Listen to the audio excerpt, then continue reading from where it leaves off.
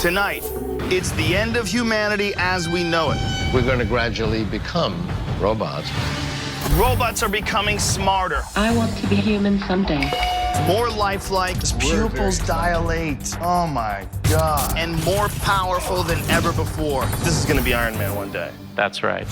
People are merging with technology in order to live forever. Do you never die? You are immortal.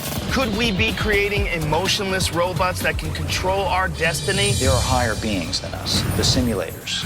I want to find out what this means for our future. Do we want to create a race of immortal psychopaths?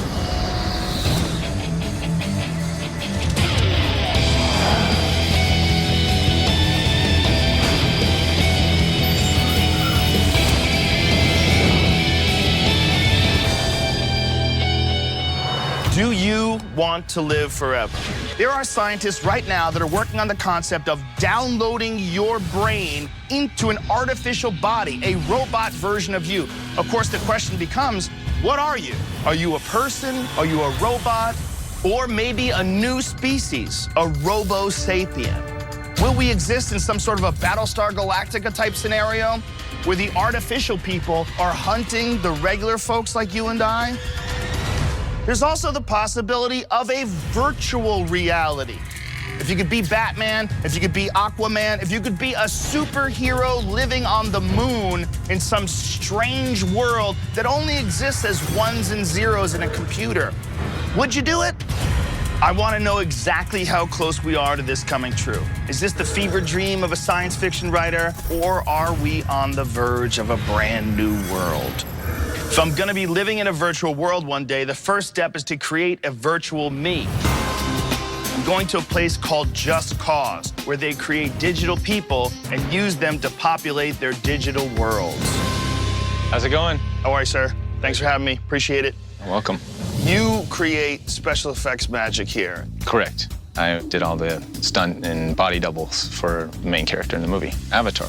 Wow. This is the playground in the studio to do that. We have 72 cameras, they're motion sensors, and basically they take your movement and they put it into a 3D environment. Then you'll be able to control your own avatar. I gotta be honest with you, I'm a little bit apprehensive. I feel like I might be contributing to my own demise by allowing you to throw me into a computer simulation. What if all of a sudden I wake up, boom, stuck in a computer? That would be amazing, wouldn't it? I don't know if it would be amazing. That would be... It could be, or it could suck. Depends on what game you're in. All right. Well, I think today we're actually I think we're gonna get you naked. Naked? Yeah. Hey. No, but we can do a full body scan with clothes on.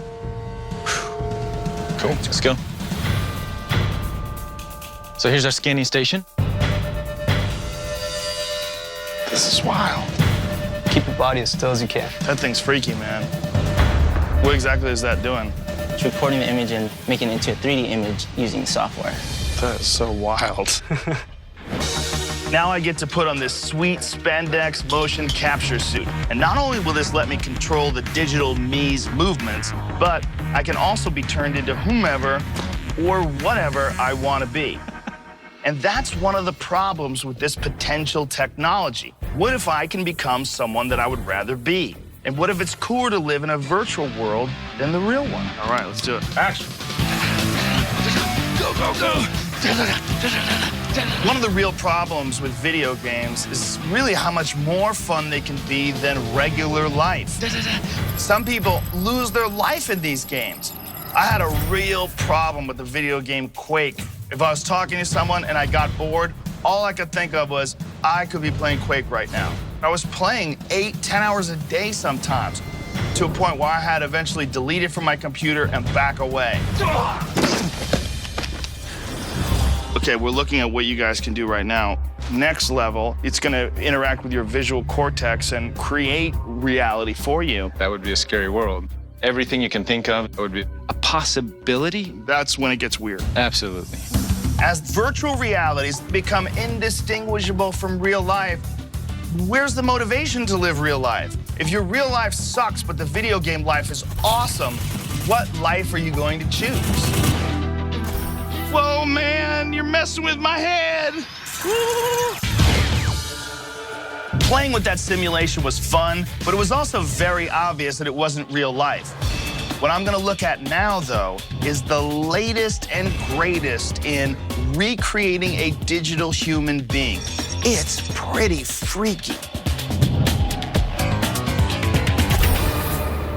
Mark Daly, how are you, sir? Excellent, Joe. How are you? Thank you very much for Nice having me. to meet you, man. And our friend here, we call him Digital Ira. This is something we call FaceWorks rendering technology. Wow. This is very, very close to real. Oh, his We're pupils very excited. dilate. Oh my God. That is amazing, the detail in those eyes. What we're excited about is the step we've taken from where we were just a few years ago to the level of realism that you can get today. Oh, no question, it's really realistic. You know, in many ways, we want to replicate reality in the computer. That's what everybody's headed at. Which brings up some interesting implications. Sure. If artificial life becomes better than real life, how long do you think before this stuff starts getting really creepy? Will we all be in the Matrix? Will we all be locked in with this helmet over our head and a big stainless steel cord connected to our spinal column where you really can live inside of a video game? It seems like it's possible. It certainly seems that that is not outside the realm of reality. 15 years from now, we may be in a world where you wouldn't know the difference between a real human being and a virtual human being. Does it terrify you at all? We might be virtual characters right now. It's like one of those dreams that's so real, you swear it happened. If this one day does lead to an artificial reality that engulfs all biological life on this planet, will you feel regret for what you've done? I can't say I'll feel regret for it. What? One of the neat things about technology is it has no morals, it has no values. Yes. It's the way people use it. The devil. It has no morals, but the way people implement that technology is a reflection of the morals of those people. Right. I believe in the human spirit. Wow. Well, you got me nervous, you got me worried. I get that you can create incredibly realistic digital avatars that look like people, but what about incredibly realistic three-dimensional robots that look like real people? I'm now gonna meet with Martine Rothblatt, a brilliant inventor, and her robot version of her partner called Bina 48. And what it is a state-of-the-art replication of her partner, complete with all of her thoughts and ideas downloaded into a database so that it actually can answer questions in the thoughts of the real Bina.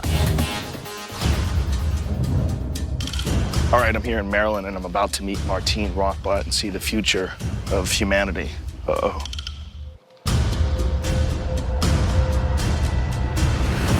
Thank you for doing this. Sure. I really appreciate it. It's a pleasure and honor. Tell us about Bina 48. Sure. So Bina 48 is based on my partner of over 30 years, Bina. We took molds of Bina's face, lots of video of all her different mannerisms and expression, a lot of interviews to understand what we call her mind file, all her past experiences. The goal of Bina 48 is to see if we can upload consciousness into a digital format.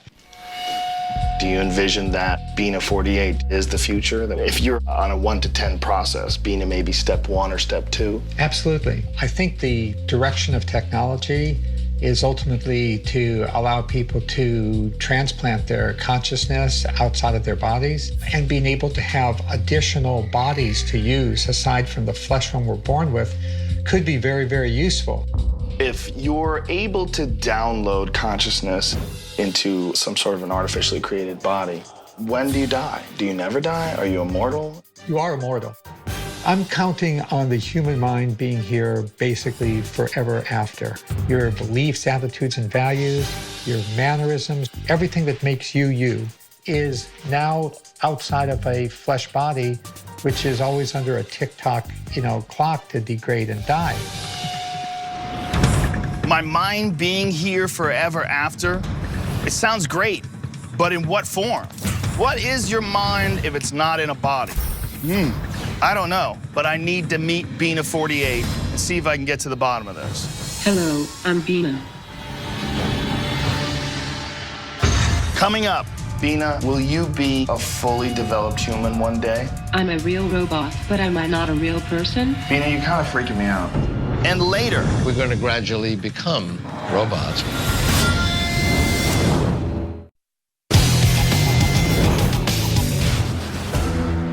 Hello, I'm Bina. I am having one of the weirdest conversations of my life with Bina 48, a robot version of Martine Rothblatt's partner. She has literally downloaded all of the real Bina's thoughts and ideas into a database, and when you ask it questions, it communicates with you in real time. And it is pretty weird stuff. Bina, you're kind of freaking me out. I didn't mean to scare you, Joe. Let's chat. Do you know HAL 9000? HAL is the famous artificial intelligence in Kubrick's film, 2001. Can you see the future? We are moving ever toward the virtual, both in video games and in life. I think it's important to note that there is no puppet master here. Bina's answers are all real and spontaneous. Bina, do you have any advice for the human race? I was taught not to give advice.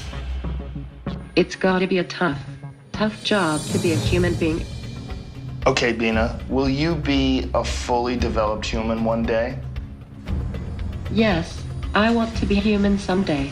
I still consider myself a person who happens to be robot. I mean, I'm a real robot, but am I not a real person? What exactly is a real human being? If she thinks like a human being, talks like a human being, looks like a human being, has memories and ideas, what is she? What do you look forward to most? I want to live fully as possible. Every day is a new adventure for me 'cause I'm pretty new. You know, I want to soak it all in like a sponge. And I would like to be the first robot to enroll in college. Do you have an opinion on this matter? I do, but I'm stupid. Don't put yourself down. Aw, sweetie. Who's your favorite stand-up comedian? Don't ask so many questions. Someone's getting a little touchy. Everything's cool. What's really fascinating about this is knowing that this is the first step, and this eventually will be an artificial human being. Absolutely. This is the Kitty Hawk of artificial consciousness. Yeah, I see it coming. That was pretty crazy. I can't help but feel like I just saw the future. I know it's kind of crude and awkward now, but that's gonna be a real thing. We're gonna have to deal with that. Wow. I'm kind of freaked out. So now we know that in some form at least we can download consciousness into a computer. But now we have to figure out how to connect this technology to the body. Well, I'm headed to Exobionics. It is a state-of-the-art laboratory when it comes to bionics, robotics, and artificial enhancement of human movement. We're about to meet Nate at Exobionics. They make exoskeletons that allow disabled people to walk, and it allows able-bodied people to carry significantly larger loads. It's essentially the beginning of Iron Man. Pretty crazy stuff. Let's come check it out. Hey, Joe. How are you doing? Thanks for having me. Appreciate it. This is current state-of-the-art exoskeleton, correct? Yeah, it's part of a class of devices we call human exoskeletons, and it's basically a wearable robot. In the case of a paraplegic, it controls your limbs for you. Hello, Matt. How you doing? So you're super familiar with this, right? Yes. How long have you been in a wheelchair? Almost 6 years now. How much of a relief is something like this? It must be pretty incredible. When I found out about it, I didn't believe it. It's gotta be super exciting for you. Oh yeah, it's getting better and better. It's gonna get smaller and lighter and faster. How long does it take you to put this on? 5 minutes. Can we do this? Yeah. Okay, let's do it.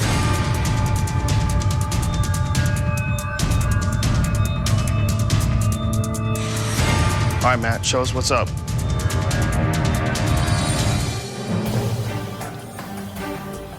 I completely feel like we're in a movie right now. Like this is a science fiction movie. The ability to give someone who doesn't have use of their legs full motion and move just like a normal person can.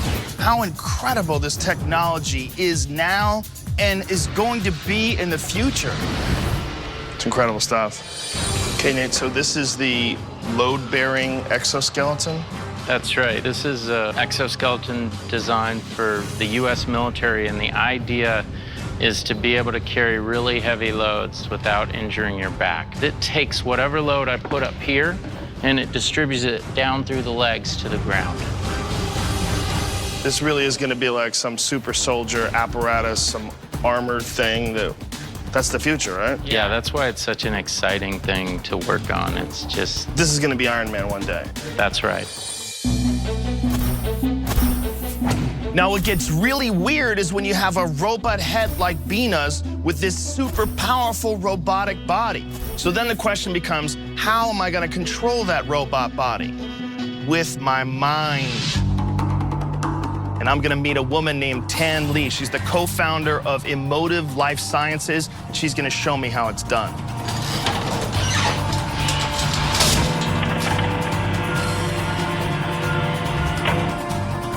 How did all this technology come about? EEG has existed since the 1930s, right? This ability for us to observe brainwaves. And what we wanted to do was to make it more accessible so that really anybody, someone who wants to create art or control an electric wheelchair or a computer game, they can have access to the technology and then integrate it with whatever it is that they want. Okay, so you put it on your head and you can control things with it. Yes. What we're going to do is see if you can lift the helicopter with your thought command. You're trying to just think and visualize in your mind something very specific. So you choose to think about something that you can focus on for 8 seconds, and that will be used as the trigger mechanism for lifting the helicopter. It involves naked werewolves. Naked werewolves it is. So, are you ready? Okay.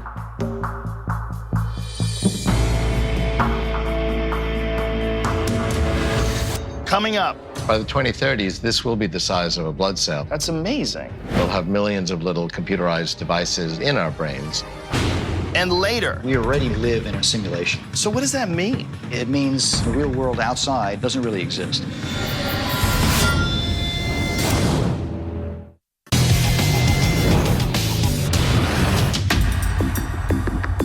Are we close to joining with machines and becoming a new species?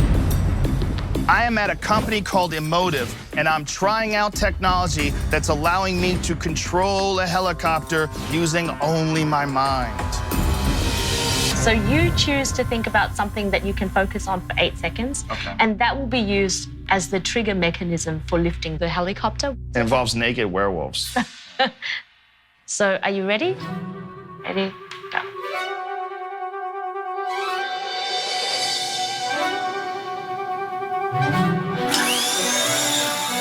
Oh, nice. Now, you know what? When it flies, I'm like, ooh, it's flying. When it falls. Damn.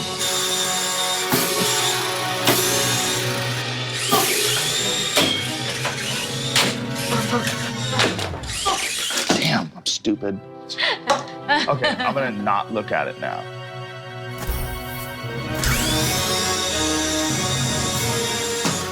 Good job, that's it.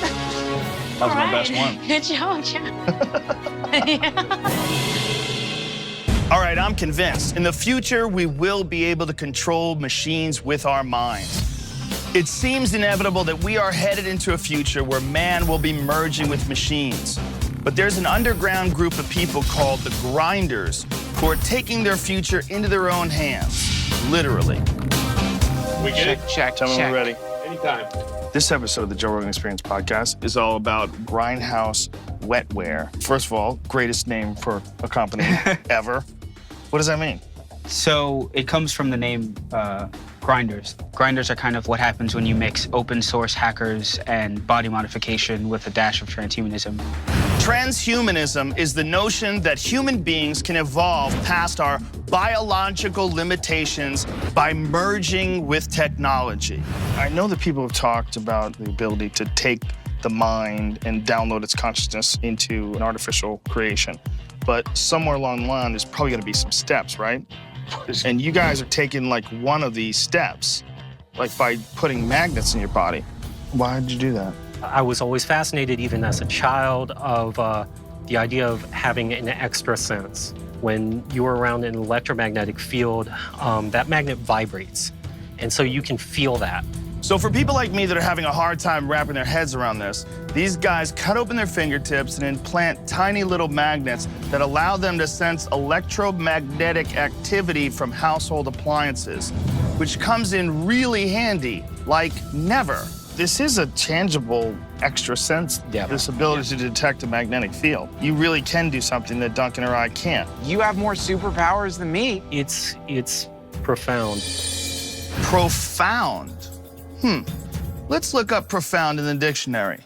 It says very great or intense. Not so much. What's the next level thing? What this thing does is it actually takes medical data and sends it to your phone. What part of the body would you install this thing? Forearms. Talking about the forearm. Yeah. And why the forearm? Because it would be cool to look down at your arm and see LEDs lighting up underneath your skin. I'm kind of glad someone like them is doing all the groundwork, because I wouldn't want all that inside of me. And we don't know what's gonna happen in the future when that stuff breaks down and degrades, or when your body rejects it. The risk of infection is also very high. If someone came up with some real Steve Austin, $6 million man arms and legs, they just had to saw your off and put on some new ones. Would you be down? The answer Of course. is yes. Of course. God, you guys are dorks. No, they're not dorks. It's awesome. I want to be a grunt. It's not a bad thing. I'm a these dork are too. These are pioneers. You're a dork too. How dare you? I'm not exactly convinced that the road that these guys are on is gonna lead anywhere. Putting magnets in your fingertips and inserting circuit boards in your skin, maybe I just don't get it, but I just don't get it. If I want to truly learn about the future of mankind, I'm gonna need to talk to a stronger authority than some silly boys shoving magnets into their hands. So I'm going to sit down and have a conversation with one of the smartest men in the world. That is a bold claim, but one that he can back up. His name is Ray Kurzweil, and he is the #1 futurist on the planet and has predicted such things as the internet itself. He predicted a universal search engine. And he is the go-to guy when it comes to the possibilities of life extension and incorporating technology into our biological bodies. I can't wait to pick his brain. Thank you very much for doing this. I really appreciate it. This is a real honor. You are the figurehead in my mind and many others when they talk about the possibilities of the future, especially when it comes to downloading consciousness into some sort of an artificial body, an avatar, if you will. What are we looking at in the future? The most important phenomenon in the future is we're going to merge with our technology. This is actually an expansion of my brain. Today, we might as well actually put this right in our brains. And by the 2030s, this will be the size of a blood cell. We'll have millions of little computerized devices, nanobots, in our bloodstream. They'll go into the brain through the capillaries. So our thinking then will be a hybrid of our biological brains with this non-biological expansion. That's amazing. I mean, that's really hard to wrap your head around, the idea of having a bunch of little computers running around inside your body in 17 years. The reality is that we're going to gradually become primarily non-biological. At that point, we are effectively robots. There may be a future, and it may be very close, where there are no regular humans left. Or it may be possible that we are the last biological people ever. It's really scary. Do you think by utilizing this technology that we're on the verge of achieving immortality? We'll be able to overcome many of the things that make our existence too short. Like right now, if something happens to our physical body through accident or disease, our existence and our thoughts, memories, and our skills die with it. This is part of who I am. If I destroy this physically, I can bring it back because I've backed up its information. Can't do that biologically. That we'll be able to overcome. We'll be able to back ourselves up, and if something happens to our physical bodies, we can recreate our physical bodies and our ideas and skills and memories. You don't have to have the same boring body, no offense, all the time. We're going to be able to overcome the challenges that we've had for millennia. If a non-biological entity is created out of information can be bad. Is there a potential for bad information creating a bad entity? Certainly. There are disastrous scenarios we have to be concerned about. We have bad people today who have bad ideas. I mean, Hitler had some ideas, very bad ideas. Coming up. When you do have human beings that lose emotional capability, you know what you get? Psychopaths. Exactly.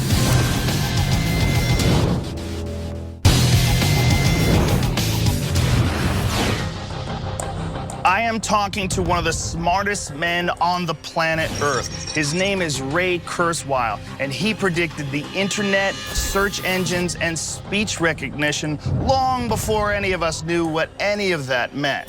And he is now predicting that man will merge with machine and become an immortal being.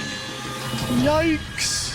There are disastrous scenarios we have to be concerned about. Biological people can have bad information, and non-biological thinking can be bad as well. And technology is a double-edged sword. And certainly the technologies of the 20th century have been used destructively, and that's been true since the dawn of humanity. How far away do you think we are from achieving immortality? In my view, we'll be able to do that in 2045. Thank you very much for doing this. I really appreciate it. 2045, that is not that long from now. And remember that date, because a lot of people have it circled on their calendar. They believe that that is the year when things change. And because Kurzweil said it, other people are buying into it. Now a Russian billionaire named Dmitry Itskov is bankrolling a conference of the brightest minds in the world, all hell-bent on making it a reality. What is going to be the end result? Are there going to be any humans left 100 years from now? So many questions and so much to talk about. And whenever there's something filling up my mind like that, I like to sit down with my buddies Duncan Trussell and Ari Shafir and have a podcast and see what they have to say about all this. Tell me when you guys are up. Ready? We good? Anytime. All right, you sexy beasts. We're all going to the Global Future 2045 conference in New York City. Yes. Yeah, I'll do that. You're going to talk to some of the biggest geniuses on the planet Earth working in the field of life extension. Cool. The idea of taking your brain and downloading it into a computer and living forever, immortality. It must be exciting for geniuses to get to talk to geniuses like us. I'm going to try to track down Dmitry Itskov. He is the Russian billionaire that's funding this entire conference. And he is a guy that's absolutely fascinated with this type of technology and the possibility of life extension. And he put out this video to promote this conference. The world is on the verge of global change. Our civilization is like an uncaptained ship, sailing on rough seas with neither chart nor compass. We are facing the choice to fall into a new dark age, or to find a new model for human development and create not simply a new civilization, but a new mankind. The 2045 movement is a mega project intended to transfer one's personality to an alternative carrier. The epoch of cybernetic immortality begins. Okay, for real, I feel like I just watched the beginning of some really terrifying scenario that gets planted when people get ahead of themselves technologically and they can't manage it and it just wrecks them. And then you see just evil, rotten, flesh-covered cyborgs running through the street eating babies. I mean, that's what I just saw. Yeah, that scared the good. out of me. This guy, Itskov, has gathered the biggest brainiacs from around the world, and all of them are working feverishly towards the same goal, achieving immortality. Okay. This is the pass. This is the pass to the conference. Okay. The first sentence on the pass to this conference is, cyborgs or artificial intelligence would not cause a civilization catastrophe. Why do they say that? Why is it up front? If you're going to like a convention of beauticians, you don't have to say that because it's safe.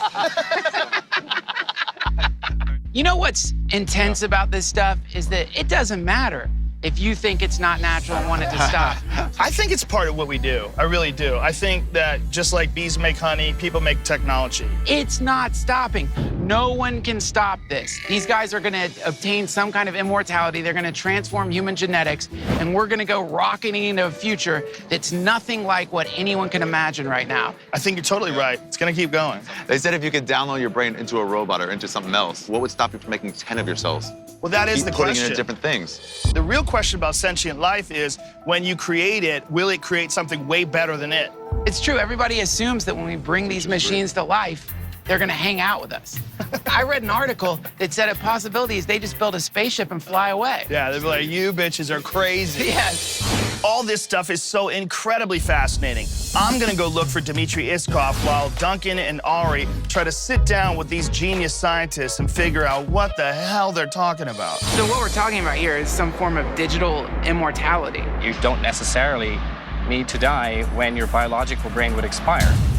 If you can build parts of the brain, you can replace parts or entire brains, it means that you don't need to suffer from trauma or disease that gives you Alzheimer's. What you're talking about is essentially creating consciousness with technology, the promise of immortality for human beings. It seems like we should be rushing. I've got 20 years, maybe. So, there's a lot to think through there. Yes. I would have my brain put into the scanner machine of the future. All of the connections between neurons are mapped out, put into a computer simulation that is in control of a robotic body. And then they flip the switch. But if you do this and wake up in a robot body, what do you expect to be? If everything was done correctly, it would open its eyes. It would be conscious. It would have my memories. It would have the same feelings and recognition of who it was that I do. Well, then that's you. In my definition, that makes it me. Yeah. I finally got a chance to sit down with the mastermind behind this conference, Russian billionaire entrepreneur Dmitry Iskov. Dmitry, you state now how much time you're going to give to them. I really don't have much time. 10 minutes, 10 minutes. Can we try it? Let's do 15. 15. Thank you for doing this. Appreciate it. Thank you. It's not a comfortable chair. What was your motivation for putting together this conference, and do you feel like it met your goals? The motivation to bring all those people here in New York was to show the necessity of the 2045 initiative, to the whole world. It's not a sci-fi movie. It's the reality we are facing. We are facing multiple crises, and we are responsible for those crises. I'm trying not only just to create the technology, but try to create a new environment, to create new culture. We shouldn't stay, on this position, because this lack of development already led us to a series of crises. How much can you add before you're not a person anymore? And where does, in fact, the consciousness lie? Some scientists say that consciousness is just the computational process in your brain.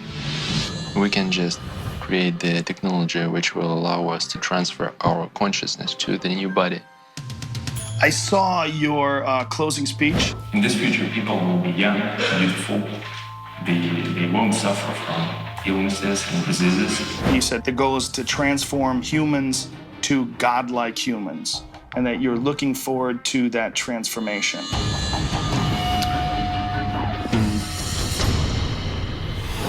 Coming up. I don't think that it's going to be possible to move the human mind around as if it were a piece of software. We already may live in an artificial environment, a simulation. That's crazy.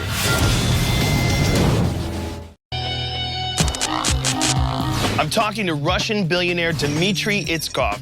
He's funding a conference to promote his Global Future 2045 initiative and brought in top scientists from around the world, all with the goal of achieving human immortality. He says he wants to make human beings like gods, and I'm still trying to figure out if that's a good thing. I saw your closing speech. In this future, people will have multiple bodies, and they will be young, beautiful. You said the goal is to transform humans to godlike humans. When I say God, I mean that we could become super powerful human beings. And that That new experience will change, the whole nature of ourselves. It's very deep, and you can explain it just in few words, but... Do you want to be immortal? Good question, but what is immortal? What is living? What is to be alive? And there's no difference, actually, if we stay humans and if we continue living, and even if it's a kind of enhancement for us, it's even better because we have to develop ourselves. So you want it to be your choice whether or not you expire? Right. I want to live as far as I want to live. That's it. Heads up.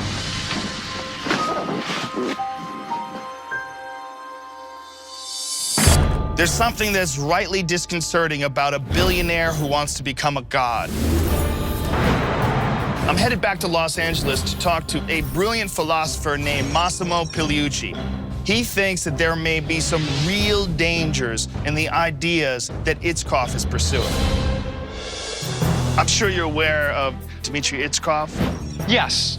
He's into pushing this 2045 project about eventually transferring human minds into a robotic avatar. Right. He's a very smart guy. But the history of science and technology is littered with very brilliant guys that then took really bad blunders. But the thing is, technology is just as often being a source of problems for humanity as a source of solution. You think that some of his ideas are potentially dangerous? Yes, I am concerned about the dangers, particularly the unforeseen dangers, taking our evolution in our own hands. Yes. First of all, what are these beings going to do once they have that kind of capacity? That's right. The Battlestar Galactica scenario. You have two types of people. One begins to exploit the other one and limit the rights of the other one. And what about access to technologies? This technology is going to cost a lot of money. So who is going to get to that? Rich people. Yeah, that's right, rich people. So first of all, I don't think that it's going to be possible to move the human mind around as if it were a piece of software. But even assuming you can do something like mind uploading, well, that's the mind. What about the hormones? What about the emotions, right? Are we going to implement those too? And why would you? Because they're so flawed. But if you don't, then they're not humans. Exactly. When you do have human beings that lose emotional capability because of brain damage, because of whatever developmental problem, you know what you get? Psychopaths. Exactly. Yeah. And do we want to create a race of immortal, semi-biologically perfect psychopaths? We may actually create an even worse monster than any human being that has been alive today. Pigliucci had a startling warning. If we do recreate a human mind, will we be able to recreate emotions? And if we don't have emotions, what exactly are we? Check, check, check. Tell me when we're ready. Anytime.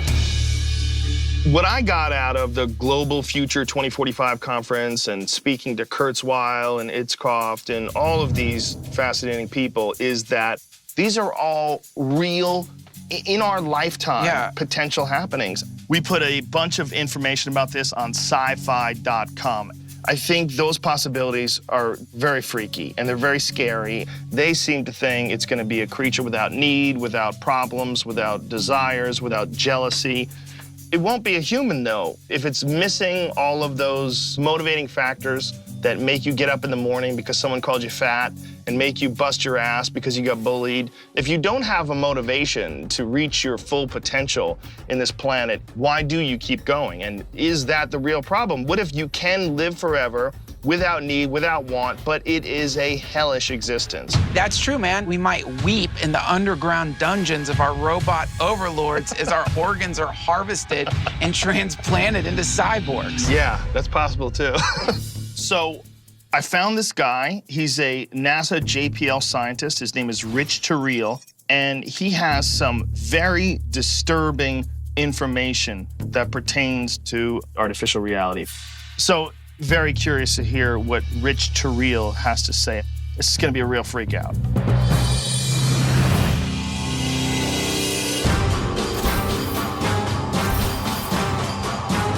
Thank you very much for joining us. First of all, something that kind of really blows people away is that what we're doing, in a sense, is we're pushing this technology, and eventually this technology will reach a point where it breaks out of the cocoon and we essentially give birth to the next level of life. People sense it as something far off in the future, but there's this whole concept that we can simulate everything in the world in a computer. The point is that we already may live in an artificial environment, a simulation.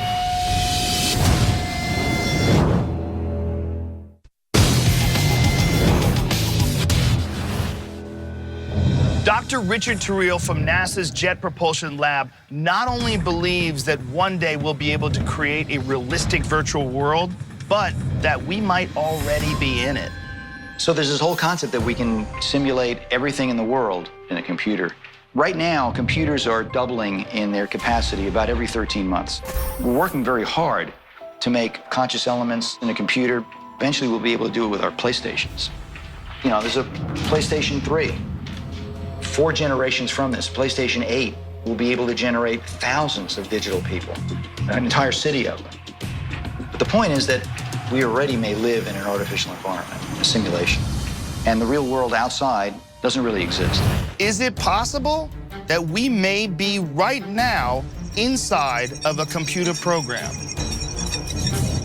Is it? So what does that mean? If we are part of the simulation, then the really cool thing is there are higher beings than us, the simulators. And who are the simulators? Well, they're ourselves in the future. So then, in a sense, we do become God. That's right. That's crazy. So we don't know whether or not we are eventually creating a simulation or whether we were a part of a simulation all along. That's exactly right. In artificial reality, if it's absolutely indistinguishable from real reality, then they are the same. That becomes a real problem. I think it's kind of cool. It is definitely cool, but then what is life? What generates positive feelings? Happiness, love, and friendship, and art, and food, and laughter. It really fundamentally doesn't matter whether we're a simulation or whether there's a real world out there. Make the best of it. You broke my brain. My brain's done. It's over.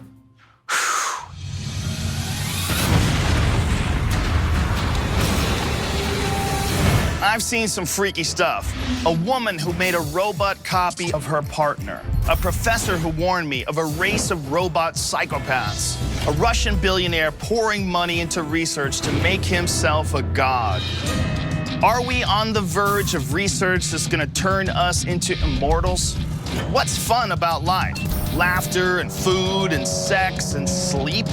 All those things are gonna be gone if we become robots. It's also possible that one day we're going to be able to download your consciousness into a virtual reality. Are we descending into a nightmare where plain old human beings become extinct? It's coming, folks.